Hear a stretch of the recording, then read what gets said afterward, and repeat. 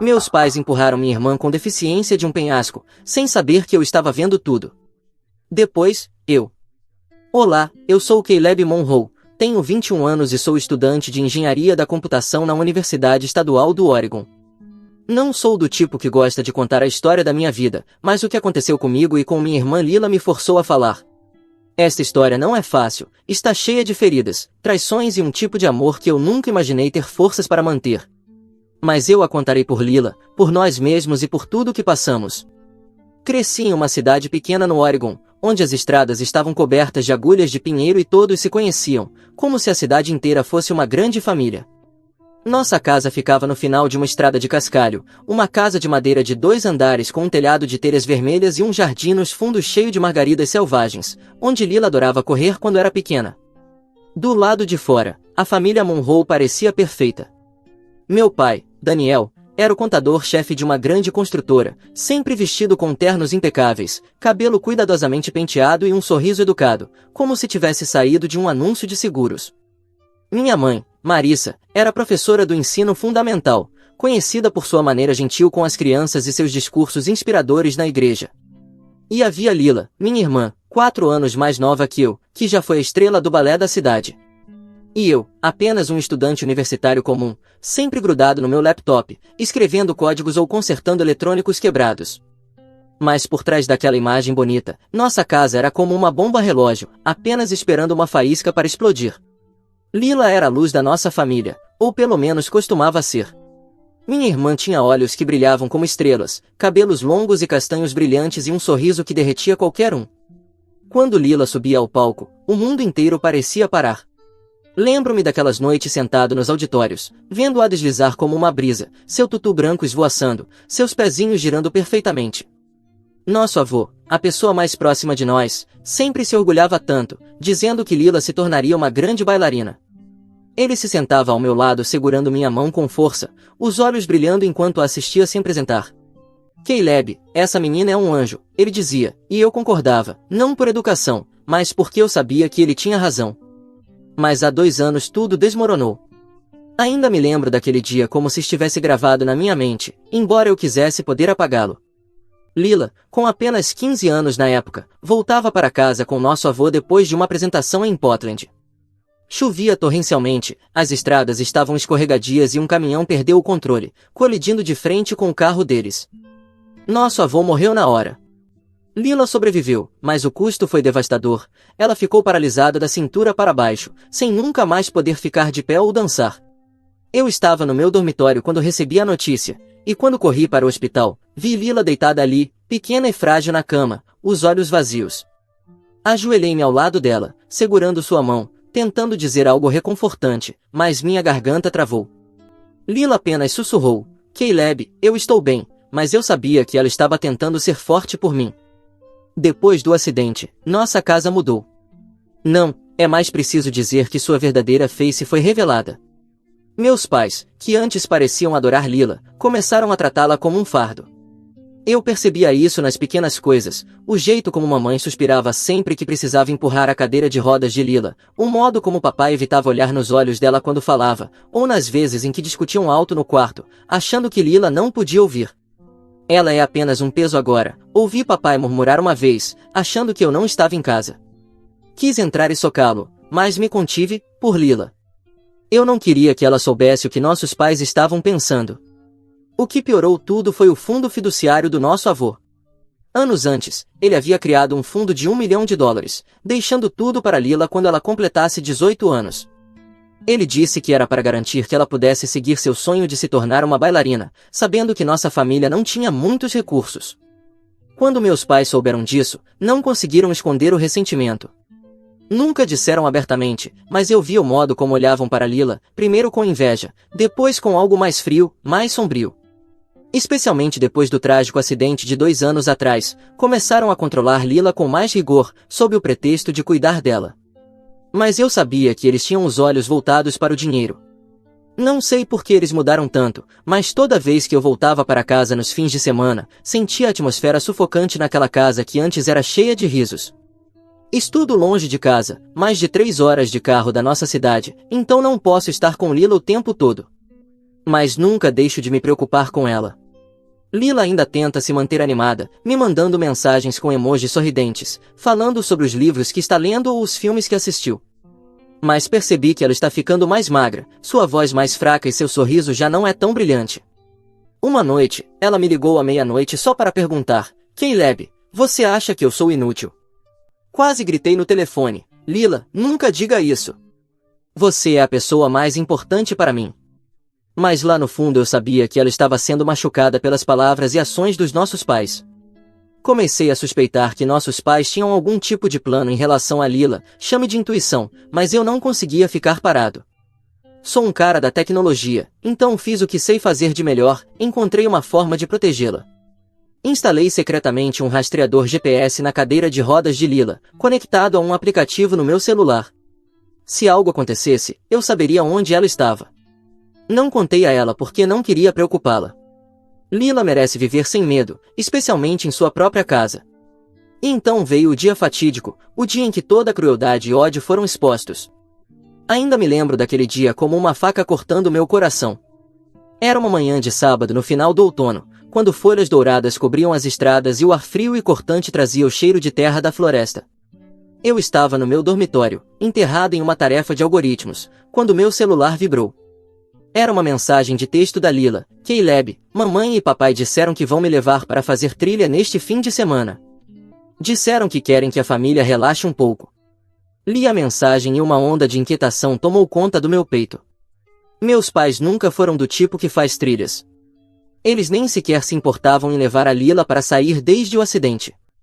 Respondi tentando soar casual: parece divertido, Lila. Se cuida, tá bom? Me liga se sentir algo estranho. Mas, no fundo, eu não conseguia afastar a sensação de que algo estava errado. Abri o aplicativo de rastreamento GPS no meu celular para verificar a localização da Lila. O rastreador que eu tinha instalado na cadeira de rodas dela estava funcionando bem, enviando um sinal constante de casa.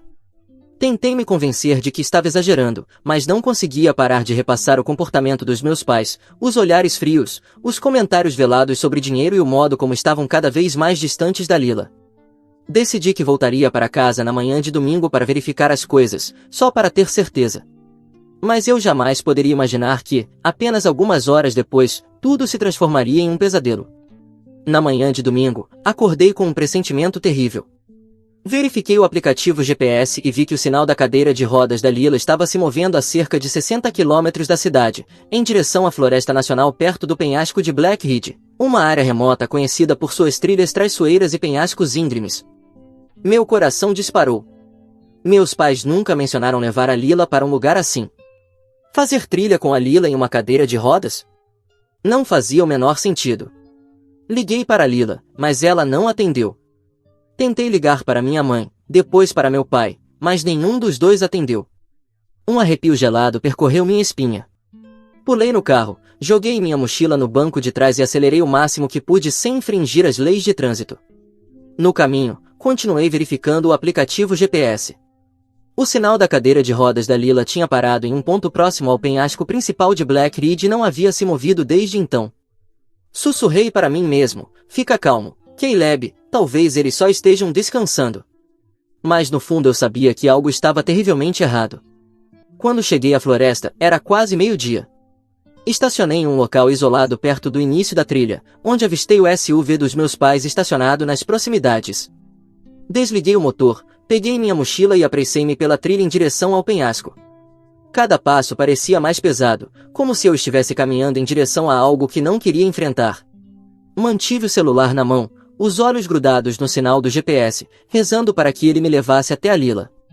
A trilha serpenteava por entre pinheiros altos, com a luz do sol filtrando-se pelas folhas e desenhando padrões no chão. Ouvi pássaros cantando e o vento assobiando pelas fendas rochosas, mas nenhum som humano.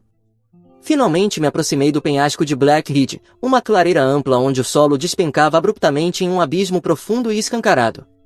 Meu coração batia tão forte que pensei que fosse explodir. E então eu os vi, meus pais, parados perto da borda do penhasco, ao lado da cadeira de rodas da Lila. Ela estava sentada ali, pequena e frágil, os cabelos castanhos esvoaçando ao vento. Estava olhando para frente, como se tentasse apreciar a vista, mas seu rosto estava pálido, os olhos cheios de preocupação. Meu pai, Daniel, dizia algo à minha mãe, Marissa, em voz baixa e urgente. Não consegui entender as palavras, mas vi minha mãe assentir, as mãos cerradas como se estivesse segurando algo dentro de si. Aproximei-me sorrateiramente, mantendo-me fora do campo de visão deles. Então tudo aconteceu tão rápido que mal pude processar. Meu pai deu um passo atrás da cadeira de rodas da Lila, colocando as mãos nas alças. Achei que ele fosse apenas movê-la, mas não, ele empurrou com força, com uma brutalidade que eu nunca tinha visto nele. A cadeira de rodas da Lila avançou bruscamente, rolando pela beirada do penhasco e desaparecendo no abismo. Lila gritou, um grito curto e apavorado, antes de ser engolida pelo vazio. Meu sangue gelou, minha cabeça girou. Quis gritar, correr para frente, mas meus pés pareciam pregados ao chão. Meus pais ficaram ali, olhando para o abismo. Sem pânico. Sem lágrimas. Minha mãe virou-se para meu pai e sussurrou, está feito. Ele assentiu, o rosto frio como pedra. Eles se viraram e começaram a voltar pela trilha, como se tivessem acabado de cumprir uma tarefa rotineira. Escondi-me atrás de uma rocha, a respiração entrecortada, minhas mãos apertando o celular com tanta força que meus nós dos dedos ficaram brancos. Quis correr atrás deles, socar seus rostos, mas não fiz isso. Lila, minha irmã, estava lá embaixo em algum lugar, e eu precisava encontrá-la. Depois que meus pais foram embora, corri até a borda do penhasco para avaliar a situação. Olhei para baixo, o coração disparado, procurando qualquer sinal da Lila. A queda era vertiginosa, com rochas pontiagudas lá embaixo. Avistei sua cadeira de rodas tombada sobre um platô cerca de 20 metros abaixo. Estava destruída, mas consegui distinguir uma pequena figura ao lado dela. Lila. Ela estava viva, mas eu não sabia quão ferida estava. Não hesitei, eu precisava alcançá-la. Encontrei um caminho estreito e escorregadio pela encosta do penhasco, traiçoeiro e íngreme, cada passo testando minha coragem. Quando cheguei perto, vi Lila deitada, imóvel, com sangue escorrendo de um corte na testa. Mas ela respirava, fraca, mas ainda viva. A cadeira de rodas havia absorvido a maior parte do impacto, salvando sua vida. Ajoelhei-me ao lado dela, puxando-a para meus braços e sussurrando, Lila, estou aqui. Vai ficar tudo bem. Ela abriu os olhos, a voz trêmula, Caleb, eles me empurraram. Apertei sua mão, lutando contra as lágrimas. Eu sei, Lila. Eu vou cuidar de tudo. Peguei meu celular para pedir ajuda, mas lá no fundo do abismo não havia sinal algum. Coloquei Lila nas minhas costas, subindo cuidadosamente o penhasco. Cada passo naquela trilha escorregadia era uma batalha contra mim mesmo. Lila repousava em minhas costas, seu corpo pequeno e leve parecia tão frágil. Temia que um passo em falso a fizesse escorregar novamente. Suas mãos se agarravam fracamente aos meus ombros, sua respiração suave roçava meu pescoço, cada sopro um lembrete de que ela ainda estava viva, que eu ainda tinha uma chance de salvá-la. O penhasco de Black Ridge era frio e impiedoso, suas pedras afiadas pareciam me arranhar, o vento assobiando pelas ravinas como risos zombeteiros do destino. Cerrei os dentes, o suor escorrendo pela minha testa, encharcando minha camisa. Continue, Caleb, eu dizia a mim mesmo, só tire a Lila daqui. A trilha para subir do abismo era tão estreita que precisei me inclinar contra o penhasco, agarrando raízes retorcidas que saíam das rochas para manter o equilíbrio. Lila gemia suavemente de vez em quando, e cada som era como uma punhalada no meu coração. Caleb, dói, ela sussurrou, a voz tão fraca que precisei me esforçar para ouvir. Parei por um segundo. Eu sei, Lila. Aguenta só mais um pouco. Você já está quase segura, eu prometo. Mas por dentro, eu não tinha certeza se poderia cumprir essa promessa. O abismo escancarado abaixo testava minha coragem a cada passo. Eu revivi o momento em que vi a cadeira de rodas da Lila despencar, o grito dela ecoando e depois se apagando, a imagem do papai empurrando a cadeira, o rosto gelado da mamãe repetindo em minha mente. Como eles puderam fazer isso com a própria filha? Eu queria gritar, amaldiçoá-los, mas não podia deixar minhas emoções assumirem o controle. Lila precisava que eu estivesse atento. Respirei fundo, o cheiro de terra úmida e pinheiros enchendo meus pulmões, e continuei subindo. Cada passo era um lembrete de que eu era tudo que Lila tinha, e eu não permitiria que ela ficasse sozinha de novo. Finalmente, depois do que pareceu uma eternidade, vi a luz tênue da trilha acima. Carreguei Lila até lá, colocando-a com cuidado sobre uma pedra plana, verificando seus ferimentos. O sangue em sua testa havia parado, mas seu rosto estava pálido e os lábios azulados de frio. Tirei minha jaqueta e a enrolei ao redor dela para aquecer seu pequeno corpo. Lila, você me ouve? Precisamos ir para o hospital agora. Ela assentiu fracamente, os olhos fechados, mas ainda segurava minha mão com força, como se fosse sua última ligação com o mundo. Levantei Lila com mais cuidado desta vez e corri para o carro. Cada passo era uma agonia, meus músculos gritavam, mas eu não me importava. Coloquei-a no banco de trás, afivelei o cinto e pulei no assento do motorista. A cidade mais próxima ficava a mais de 50 quilômetros, e eu sabia que precisava correr. Meu celular vibrou. Uma mensagem da mamãe. Caleb, sua irmã desapareceu na trilha. Estamos na polícia. Volte para casa agora. Fitei a mensagem, a garganta amarga de raiva. Desaparecida? Eles tiveram a ousadia de chamar de desaparecimento, enquanto eu corria para o hospital, e meus pais já começavam sua encenação na delegacia da cidade. Eu consegui imaginar a cena com clareza, mesmo sem estar lá. Mais tarde, quando revisei os relatórios policiais, eles descreveram aquele dia em detalhes. Minha mãe, Marissa, sentada em uma cadeira, olhos vermelhos, lágrimas escorrendo pelo rosto. Ela segurava o rosto entre as mãos, os ombros trêmulos, contando uma história fabricada com voz entrecortada. Só queríamos levar Lila para um piquenique. Ela disse que queria ver a vista do penhasco. A cadeira escorregou e não conseguimos impedir. Meu pai, Daniel, estava ao lado dela, o rosto grave, balançando a cabeça em concordância. Tentamos procurá-la, mas o abismo era muito profundo. Tememos o pior. As mentiras fluíam suavemente, como se tivessem ensaiado 100 vezes. O policial, um homem de meia idade com o rosto cansado, anotava os depoimentos, os olhos cheios de compaixão. Vamos organizar uma busca imediatamente, senhor e senhora Monroe, mas aquela área é perigosa. As chances não são boas. Após os depoimentos, a polícia conduziu uma equipe de resgate até o penhasco de Black Ridge, onde a cadeira de rodas destruída de Lila estava tombada em um platô. Nenhum sinal de Lila, nenhum corpo, apenas destroços e algumas manchas secas de sangue. O líder da equipe balançou a cabeça, dizendo aos meus pais, se ela caiu aqui, suas chances de sobrevivência são quase nulas. Esta floresta é fria, e do jeito que ela estava, ele não completou, mas meus pais assentiram, fingindo sofrimento. Mamãe até chorou mais alto, agarrando-se ao papai como se seu mundo tivesse desabado. Mas, na mente deles, eu sabia, eles estavam calculando. O fundo fiduciário de $1 milhão deixado pelo nosso avô, o dinheiro que eles cobiçavam há tanto tempo, agora parecia ao alcance. Eles achavam que Lila estava morta, que ninguém questionaria sua história perfeita de acidente. Voltaram para casa e começaram a preparar os papéis, contatando advogados para acessar o fundo. Papai provavelmente estava sentado em seu escritório, planejando como gastaria o dinheiro. Mamãe, talvez, secasse suas lágrimas de crocodilo, olhando-se no espelho e dizendo a si mesma que fez o que era necessário.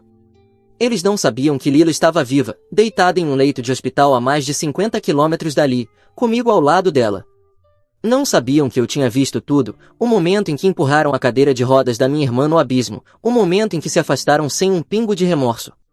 E não sabiam que eu, Caleb, um estudante de 21 anos, com nada além de amor pela minha irmã, havia jurado fazê-los pagar por seu crime. Eu estava sentado ao lado de Lila na sala de emergência, segurando sua mão, observando as curvas do monitor cardíaco. Ela estava viva, e isso era o mais importante. Mas, dentro de mim, uma chama queimava. Eu não deixaria meus pais escaparem impunes. Nunca. A sala de emergência do hospital era sufocante, com um cheiro de antisséptico e o bip constante das máquinas. Lila jazia na cama, os olhos fechados, a pele pálida sob as luzes fluorescentes. Uma bandagem envolvia sua testa e um soro intravenoso gotejava lentamente em seu braço, como se me lembrasse que ela ainda estava lutando. Sentei-me em uma cadeira plástica dura, apertando sua mão com força, sentindo seus dedos frágeis na palma da minha mão. Cada respiração fraca que ela dava era uma promessa de que eu nunca mais a deixaria sozinha. O médico, um homem de meia idade com cabelos grisalhos e voz profunda, entrou no quarto. A garota está em choque e perdeu sangue, mas não há dano interno sério. Você teve sorte de trazê-la a tempo. Assenti, forçando um sorriso de gratidão, mas minha mente estava tomada pela imagem dos nossos pais à beira do penhasco, empurrando a cadeira de Lila no vazio. Ela vai ficar bem? Perguntei, a voz rouca. O médico me olhou, o olhar gentil mas cauteloso. Ela precisa de tempo. Vamos transferi-la para a ala de recuperação amanhã de manhã. Você deveria descansar um pouco. Descansar? Eu não podia. Não enquanto meus pais estavam lá fora, fingindo serem pais enlutados, quando na verdade tinham tentado matar a própria filha. Olhei para o relógio, quase meia-noite. Eu precisava manter a sobrevivência da Lila em segredo. Se meus pais descobrissem, tentariam terminar o que começaram. Peguei o celular e o desliguei, para impedir qualquer contato. Eu não sabia se eles suspeitavam de algo, mas não podia correr esse risco. Lila, sussurrei, embora soubesse que ela não podia me ouvir, eu vou te proteger. Eu prometo. Na manhã seguinte, Lila foi transferida para um pequeno quarto de recuperação. Ela estava acordada, embora ainda fraca. Quando me viu, sorriu. Um sorriso tênue, mas suficiente para aquecer meu coração. Caleb, eu sonhei que você me carregava para fora do penhasco, disse, a voz suave como uma brisa. Sentei-me ao lado dela, acariciando suavemente seus cabelos. Isso não foi um sonho, Lila. Eu tirei você de lá. Ela olhou para mim, seus olhos brilhando com lágrimas. Eles não queriam que eu vivesse, não é? Eu quis mentir para protegê-la da cruel verdade, mas Lila era mais esperta que isso. Eu apenas assenti, apertando sua mão com força. Mas você tem a mim, e eu não vou deixar eles te machucarem de novo. Nos dias seguintes, fiquei no hospital, dormindo em uma cadeira dobrável ao lado da cama de Lila. Disse às enfermeiras que eu era o único da família dela e pedi para manterem sua presença em segredo. Nossa família está em problemas, expliquei, tentando manter a voz calma. Por favor, não deixe ninguém saber que minha irmã está aqui. A enfermeira-chefe, uma mulher mais velha com olhos empáticos, assentiu. Entendemos, jovem. Vamos manter em segredo. Lila se recuperava lentamente, mas de forma gradual. Ela começou a comer pequenas quantidades de mingau, e a cor voltou às suas bochechas, mas sempre que nossos pais eram mencionados, ela ficava em silêncio, o olhar distante. Eu sabia que ela estava sofrendo, não apenas fisicamente, mas emocionalmente. Eu também estava. Toda noite, enquanto Lila dormia, eu ficava ao lado da janela, olhando para o céu escuro como o breu, a chama da raiva queimando mais forte dentro de mim. Meus pais não haviam traído apenas Lila, eles me traíram também, e todos os anos que chamamos a nós mesmos de família. Jurei que eles pagariam, não por ódio, mas por justiça, por Lila, pelo vovô e por mim. Comecei a planejar. Primeiro, eu precisava de evidências. O rastreador GPS na cadeira de rodas de Lila era um começo. Verifiquei os dados no meu celular, ele registrou exatamente o caminho dela de casa até o penhasco de Black Ridge. Baixei os dados para o meu laptop, armazenando-os cuidadosamente em um disco rígido criptografado. Mas apenas os dados do GPS não eram suficientes. Eu precisava de algo indiscutível, algo que impedisse meus pais de encobrir o crime. Lembrei-me da pequena câmera que eu havia instalado perto da casa, originalmente para verificar se havia intrusos enquanto eu estava fora na escola. Não era de alta qualidade, mas gravava tudo na frente da casa, incluindo as conversas dos meus pais quando achavam que ninguém estava ouvindo. Decidi voltar para casa para pegar os dados da câmera. Talvez ela tivesse capturado algo, uma palavra, um olhar, qualquer coisa que pudesse servir como evidência. Antes de sair do hospital, verifiquei Lila. Ela estava dormindo, a respiração estável. Escrevi um bilhete pequeno e deixei ao lado do travesseiro dela. Vou pegar umas coisas, volto logo, não se preocupe, Lila. Beijei sua testa e saí silenciosamente, o coração pesado, mas resoluto. Ao dirigir de volta para a cidade, senti como se estivesse entrando na boca de um leão. Nossa casa estava silenciosa na escuridão, as luzes da rua lançando linhas frias nas janelas. Estacionei algumas casas de distância e caminhei até o Beco dos Fundos, sabendo que meus pais nunca prestavam atenção por lá. Meu coração batia forte a cada som pequeno, o farfalhar das folhas, um cachorro latindo ao longe, me fazendo pular. Desbloqueei a porta dos fundos e entrei, tentando fazer o mínimo de barulho possível. Meus pais não estavam em casa, provavelmente estavam na delegacia, continuando com a farsa de serem uma família enlutada. Fui direto para a sala de estar, onde a câmera estava escondida em uma pequena fenda na estante. Retirei o cartão de memória, conectei-o ao meu laptop e comecei a revisar as gravações. A maioria era banal, meus pais indo e vindo, mamãe carregando sacos de lixo, papai checando a correspondência, mas então encontrei um vídeo de alguns dias antes da viagem de trilha. Meus pais estavam na porta da frente, suas vozes baixas e tensas. Precisamos fazer algo, Daniel, disse mamãe, abraçando os próprios ombros.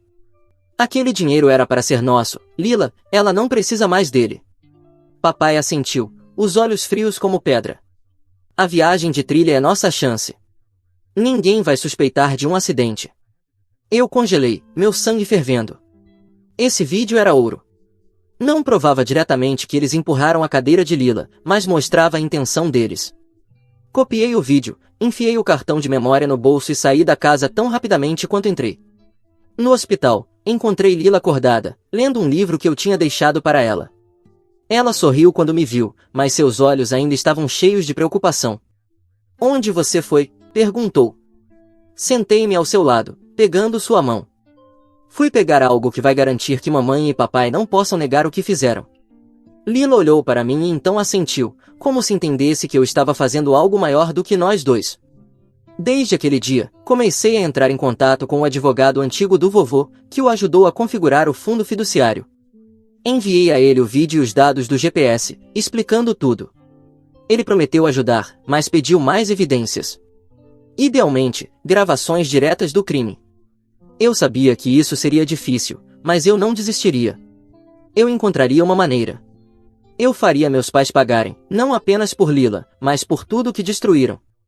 Naquela noite, enquanto Lila se tornava mais alerta, eu puxei minha cadeira para perto da cama dela, baixando a voz. Lila, eu tenho uma ideia, comecei, tentando manter meu tom calmo, apesar do coração batendo forte. Mas pode ser perigoso. Preciso da sua concordância. Lila olhou para mim, seus olhos brilhando com a confiança que sempre valorizei. Caleb, o que você vai fazer? Perguntou, a voz fraca, mas resoluta. Eu lhe contei meu plano, espalhar o boato de que Lila foi salva por um estranho, que ela teria murmurado sobre ser agredida pelos nossos pais. Eu manteria minha identidade oculta, fazendo com que nossos pais achassem que ainda estavam seguros, mas apenas o suficiente para provocá-los a agir. Se eles tiverem medo de serem expostos, eu disse, eles vão fazer algo imprudente e eu vou pegá-los.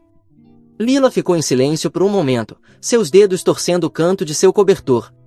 Eu estou com medo, Caleb, ela sussurrou. Se eles souberem que eu estou viva. Eu peguei sua mão, apertando-a com força. Eu não vou deixar eles tocarem em você. Eu juro. Lila olhou para mim, então assentiu lentamente, mas firmemente. Eu confio em você. Faça. Sorri, embora meu coração estivesse pesado. Lila era pequena, mas mais forte do que qualquer pessoa que eu já conhecera. Naquela noite, comecei a trabalhar, usando uma conta anônima nos grupos locais de redes sociais, onde os moradores adoram fofocar. Publiquei uma mensagem curta, ouvi dizer que Lila Monroe foi salva por um homem depois do acidente no penhasco de Black Ridge. Ela murmurou que seus pais a empurraram para baixo. Alguém sabe mais detalhes? Adicionei alguns detalhes vagos, o suficiente para criar confusão, mas não revelar que eu estava por trás disso. A postagem se espalhou rapidamente, como uma faísca incendiando o capim seco. As pessoas começaram a especular, alguns céticos, outros curiosos. Eu sabia que meus pais viriam isso. 2 dias depois, meu plano começou a dar frutos. Recebi uma mensagem da enfermeira-chefe dizendo que meus pais haviam contatado o hospital, alegando que haviam ouvido que Lila estava viva e queriam visitá-la. Eles estavam chorando, dizendo que pensavam que haviam perdido a filha. A enfermeira relatou, sua voz cheia de dúvida. Eu sorri friamente, eles estavam em pânico e eu sabia que não estavam vindo por amor. Estavam vindo para garantir que Lila não pudesse falar novamente. Instruí a enfermeira a manter minha presença em segredo, dizendo apenas que Lila foi trazida por um estranho e estava se recuperando. Também pedi que ficassem atentos a qualquer comportamento suspeito de meus pais. Lila, embora ansiosa, concordou em desempenhar o papel de paciente frágil e silenciosa. Vou fingir que estou dormindo se perguntarem qualquer coisa, disse ela, seus olhos brilhando com uma faísca de travessura. Eu não a vi há um tempo. Eu baguncei seu cabelo. Você é incrível, Lila. Naquela tarde, meus pais chegaram ao hospital. Eu me escondi em uma sala de armazenamento próxima, assistindo através de uma fresta na porta. Minha mãe, Marissa, usava o seu vestido verde claro de sempre, segurando uma pequena sacola de papel, com os olhos vermelhos, como se tivesse chorado. Meu pai, Daniel, estava ao lado dela, com expressão grave, segurando uma garrafa de água mineral. Eles entraram no quarto de Lila. A voz da minha mãe, doce de forma repulsiva: Lila, querida, estou tão feliz, achei que tivéssemos te perdido. Lila estava deitada na cama, os olhos semi-fechados, sem responder. Eu vi meu pai colocar a garrafa de água na mesa de cabeceira e então trocar um olhar com minha mãe, um olhar frio e calculista. Quando uma enfermeira entrou para verificar Lila, meus pais saíram rapidamente para conversar com o médico.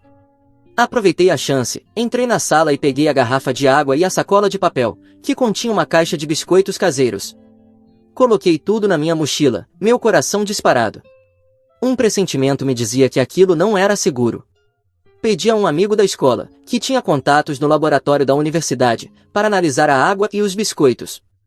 Não dei detalhes, apenas disse que suspeitava que algo estava errado. Os resultados dos testes chegaram na manhã seguinte. A água continha uma pequena quantidade de veneno, um sedativo de alta dosagem, suficiente para causar inconsciência ou até a morte, se não tratado a tempo. Os biscoitos estavam limpos, provavelmente apenas uma isca para ganhar a confiança de Lila, para que ela bebesse a água. Eu apertei o relatório do laboratório, uma mistura de raiva e alívio tomando conta de mim. Eles caíram na minha armadilha, como eu havia previsto. Eles não conseguiram controlar seu pânico, e agora eu tinha mais uma peça crucial de evidência para derrubá-los. Voltei ao hospital e contei tudo para Lila. Ela ouviu, suas mãos tremendo, mas seus olhos já não tinham medo. Eles realmente queriam me matar, Caleb, ela disse, a voz triste, mas resiliente. Mas eu não tenho mais medo deles. Eu a abracei, sentindo seu pequeno coração batendo forte. Você não precisa ter medo. Eu vou cuidar de tudo. Entrei em contato novamente com o advogado do vovô, James Harper. Enviei a ele todas as evidências, os dados do GPS, as gravações da câmera da casa e os resultados dos testes do veneno. Caleb, ele disse ao telefone, a voz firme, mas suave, você tem o suficiente para abrir um caso. Mas precisamos ser cuidadosos. Isso não é apenas uma ação civil, é um caso criminal. Vou entrar em contato com as autoridades. Eu assenti, embora ele não pudesse ver. Obrigado, senhor. Eu só quero que eles paguem por tentativa de assassinato.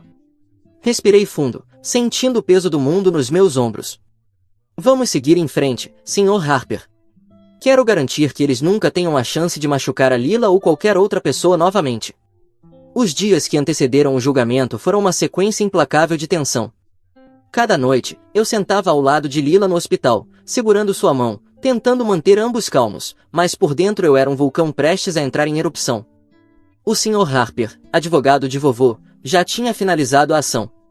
Caleb, ele disse ao telefone, a voz baixa, mas afiada como uma lâmina, temos evidências fortes, os dados do GPS, o vídeo e o relatório toxicológico. Mas seus pais não vão cair facilmente. Eles têm uma reputação e vão usá-la. Eu segurei o telefone, imaginando meus pais com seus sorrisos falsos nas reuniões de pais e mestres ou nas festas da cidade. Eles sempre interpretaram o papel de cidadãos exemplares, mas agora eu iria arrancar suas máscaras. A notícia da ação se espalhou como fogo em palha seca. Minha postagem anônima nas redes sociais tinha agitado a cidade, e quando a intimação chegou aos meus pais, Daniel e Marissa Monroe, eu soube que eles estavam abalados. O Sr. Harper contou como meu pai o ligou, a voz trêmula, mas fingindo compostura. Isso é um mal-entendido, Sr. Harper. Nós amamos a Lila. Como poderíamos machucar nossa própria filha? O Sr. Harper, frio como pedra, simplesmente respondeu, conte isso ao tribunal, Sr. Monroe. Minha mãe, segundo um conhecido, apareceu no escritório do advogado, chorando, implorando para encontrá-lo e explicar, mas o Sr. Harper se recusou, e uma ordem de restrição foi emitida, proibindo meus pais de entrar em contato ou se aproximar de mim ou de Lila antes do julgamento. Eu sabia que eles estavam em pânico. Uma vez, recebi uma mensagem de texto de um número desconhecido, provavelmente minha mãe, usando um novo chip. Caleb, você entendeu errado. Nós só queremos ver a Lila, falar com você. Apaguei a mensagem, minhas mãos tremendo de raiva. Eles não queriam conversar, queriam controle, garantir que Lila ficasse em silêncio. Encaminhei o número para o Sr. Harper, pedindo que ele alertasse a polícia se eles tentassem entrar em contato comigo novamente. A ordem de restrição foi rigorosamente aplicada, e ouvi dizer que meu pai explodiu na delegacia, gritando que isso era difamação, mas ninguém mais acreditava neles. A cidade estava sussurrando, e olhares desconfiados começaram a segui-los. O julgamento começou em uma manhã fria de inverno, com o céu de Oregon coberto de nuvens cinzas e uma garoa caindo como lágrimas geladas. O pequeno tribunal do condado estava lotado, vizinhos, velhos amigos, os professores de Lila e até repórteres de Portland, com câmeras e blocos de notas. A atmosfera da cidade estava pesada, como a calma antes da tempestade.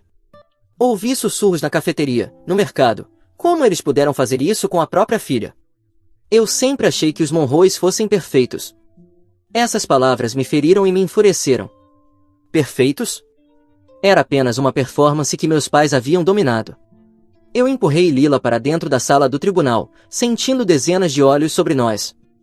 Lila usava um suéter azul claro, seus cabelos castanhos amarrados de forma ordenada, seus olhos brilhantes, mais tensos. Ela segurou minha mão, os dedos gelados. Caleb, eu estou com medo, ela sussurrou. Eu me agachei, oferecendo um sorriso tranquilizador. Você não precisa ter medo. Eu estou aqui, e a verdade está ao nosso lado. Ela sentiu fracamente, mas eu sabia que ela estava reunindo toda a sua força. Eu também estava. A sala do tribunal estava abafada, o cheiro de madeira antiga e papéis mofados misturando-se no ar. Os bancos de madeira rangiam com cada movimento. A luz das janelas projetava sombras através das cortinas desbotadas nas paredes. Meus pais estavam do outro lado da sala, separados de Lila e de mim por uma fileira de cadeiras, mas parecia uma distância de um oceano.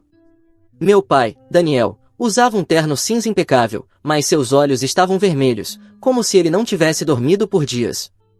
Minha mãe, Marissa, em um vestido preto simples, continuava enxugando os olhos com um lenço, mas eu sabia que era uma encenação.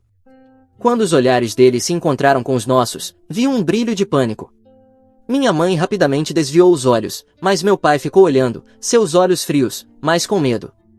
Eu apertei a mão de Lila, jurando silenciosamente, hoje você não vai escapar. O Sr. Harper se levantou, sua voz ressoando profunda, mas afiada como uma lâmina.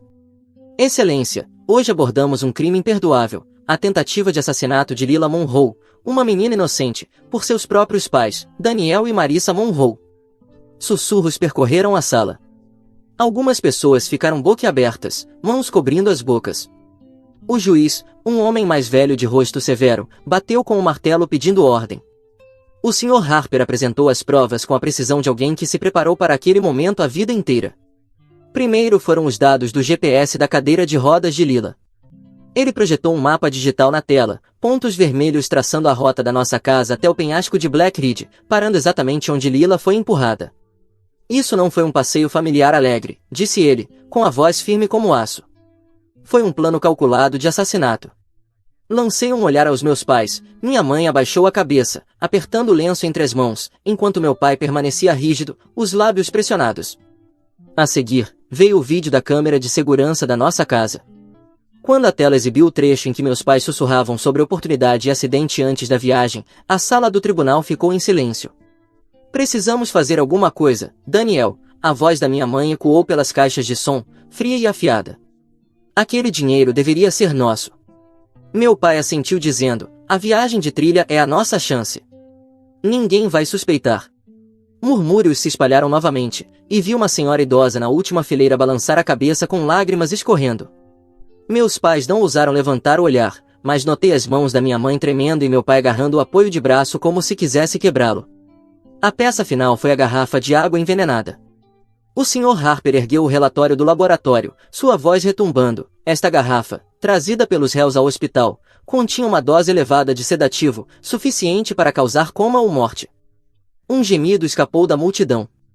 Olhei para meus pais, minha mãe virou-se para meu pai, os olhos frenéticos, como se o culpasse por ter deixado evidências. Meu pai apenas abaixou a cabeça, o rosto pálido como cera. O Sr. Harper chamou um químico que testemunhou que o veneno não poderia ser confundido com nenhum medicamento prescrito, como meus pais alegaram.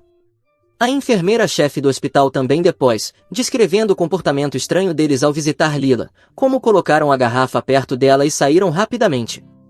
Quando chegou a vez de Lila testemunhar, o ar da sala ficou pesado.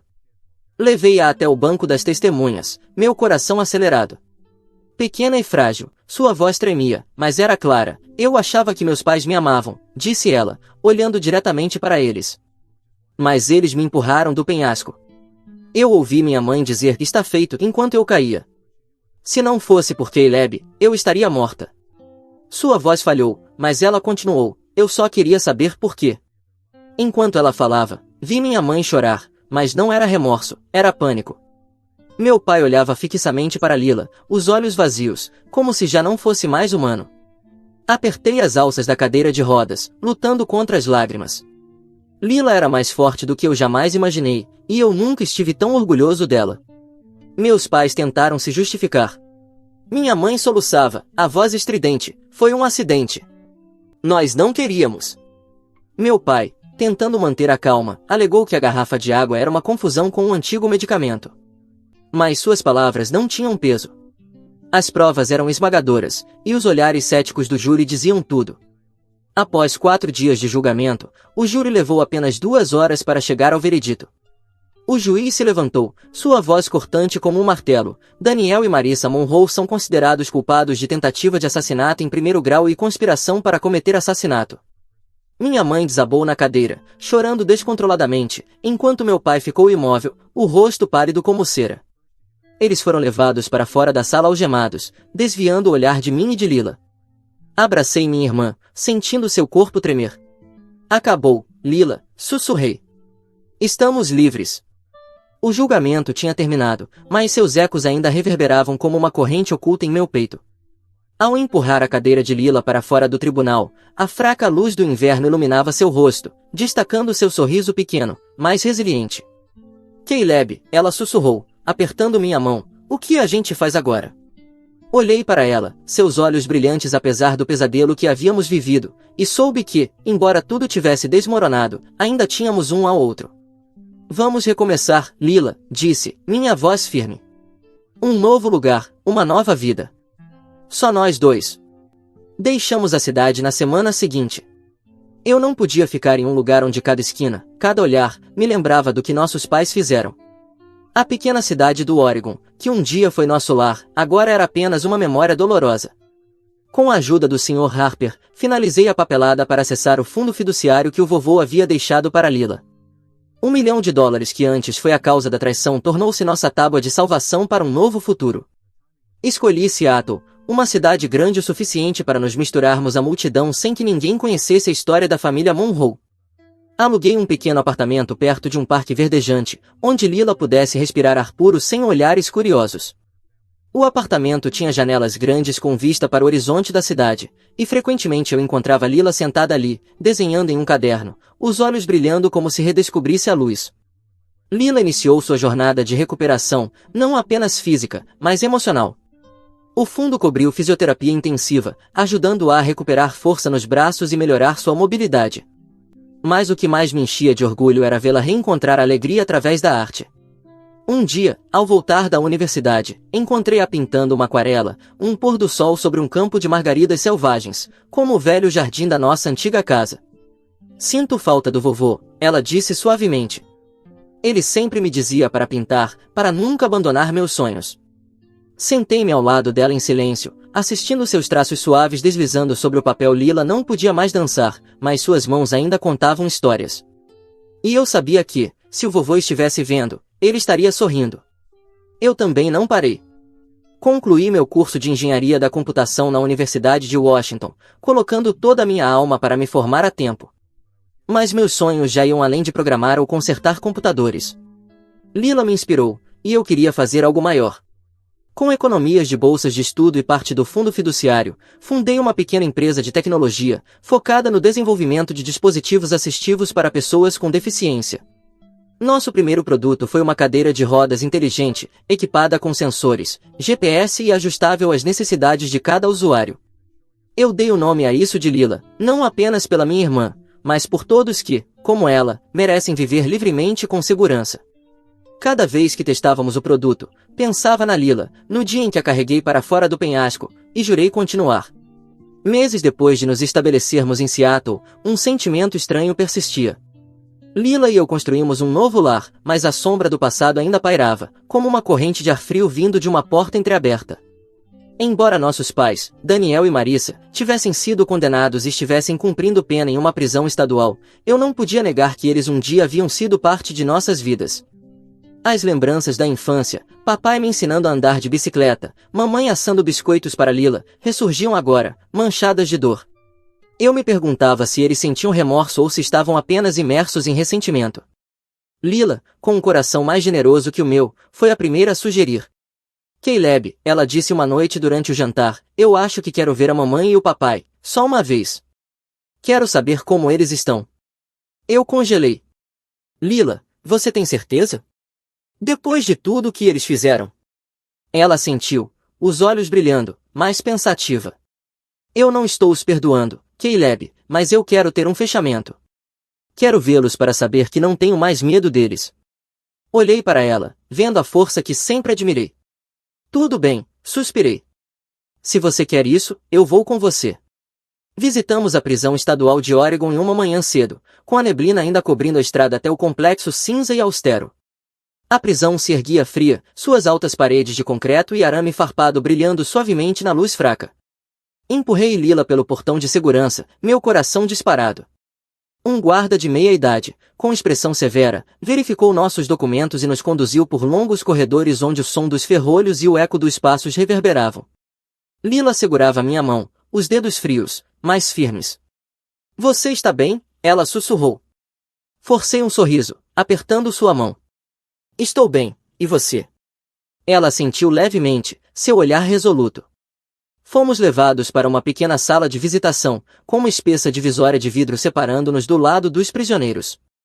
Lila e eu nos sentamos, olhando para duas cadeiras vazias do outro lado do vidro. Meu estômago se revirou, sem saber o que esperar. Quando a porta do outro lado se abriu, mamãe entrou primeiro, seguida de papai. Eles pareciam diferentes, não mais os cidadãos exemplares da nossa cidade. Mamãe estava mais magra, o cabelo solto, o rosto pálido e sem maquiagem. Papai, antes impecável em seus ternos, usava um uniforme de prisão laranja, os olhos fundos, com um pouco de barba por fazer no queixo. Quando nos viram, mamãe desabou em lágrimas. Lila, Caleb, ela sussurrou pelo telefone, a voz quebrando. Papai ficou em silêncio, seu olhar indo de mim para Lila, como se procurasse algo, perdão ou apenas confirmação de que realmente estávamos ali. A raiva subiu em mim, mas eu segurei para Lila.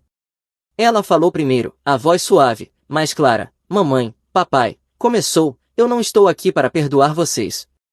Só quero dizer que estou viva e que vou viver bem. Eu não quero mais carregar medo. Mamãe baixou a cabeça, as lágrimas caindo sobre suas mãos. Lila, eu sinto muito. Eu não sei o que eu estava pensando. Sua voz quebrou, mas não tenho certeza se era remorso ou desespero. Papai finalmente falou, a voz rouca, Caleb, você tem que entender, nós estávamos errados, mas não queríamos. Eu o interrompi, não conseguindo suportar. Para de mentir, papai. Você empurrou a Lila de um penhasco. Você escolheu o dinheiro em vez da sua filha. Ele me olhou, os olhos vazios, depois abaixou a cabeça, em silêncio. Lila colocou sua mão sobre a minha, como se me pedisse para ficar calmo. Eu não odeio vocês, ela disse, com uma voz equilibrada, mas eu nunca vou esquecer. Só quero que saibam que eu e Caleb vamos viver bem sem vocês. Olhei para ela, meu coração apertado, mais orgulhoso. Lila era pequena, mas mais forte do que qualquer um naquela sala. A visita durou menos de 10 minutos. Quando mamãe tentou perguntar sobre nossa nova vida, eu me levantei, empurrando Lila para fora. Isso é o suficiente, disse eu friamente. Viemos para ter um fechamento, não para reabrir feridas. Lila não disse nada, mas vi ela expirar aliviada enquanto saíamos da sala abafada. No caminho de volta, Lila estava quieta, olhando pela janela do carro. Eu sabia o que ela estava pensando. Você está bem? Perguntei. Ela virou-se, sorrindo suavemente. Estou bem, Caleb. Só precisava saber que eles não podem mais me machucar. Assenti, sentindo um peso se levantar do meu peito. A visita não trouxe perdão, mas nos deu o fechamento que ambos precisávamos. Uma tarde de primavera, levei Lila ao parque perto do nosso apartamento. Paramos em uma pequena colina, onde podíamos ver o sol se pondo a oeste, tingindo o céu de laranja vibrante. Os últimos raios brilhavam no lago e uma brisa trazia o doce perfume das flores silvestres. Lila encostou a cabeça no meu ombro, seu cabelo castanho balançando suavemente. Caleb, ela disse, a voz clara, eu costumava achar que nunca mais sorriria, mas agora eu me sinto feliz. Eu me virei, vendo seu sorriso, um sorriso verdadeiro, sem forçar, livre de dor. Você me faz feliz, Lila, eu respondi, a voz embargada. Você sempre foi a minha luz. Ficamos ali quietos, observando o pôr do sol. De ser traídos pelos nossos próprios pais e empurrados para a escuridão do desespero, encontramos força no laço fraternal. Lila, apesar dos desafios com sua cadeira de rodas, havia recuperado seu otimismo, como as margaridas selvagens florescendo após uma tempestade. E eu, antes um estudante lutando, atormentado pelo medo de perdê-la, me tornei seu protetor, amigo e inspiração. Não apenas sobrevivemos, mas construímos uma nova vida, onde a dor não nos definia mais. Enquanto o sol se escondia abaixo do horizonte, deixando um último rastro de luz no céu, Lila apertou minha mão, sussurrando, obrigado, Caleb, por nunca me abandonar. Eu apertei sua mão de volta, lágrimas caindo silenciosamente. Eu nunca vou te abandonar, Lila. Nunca,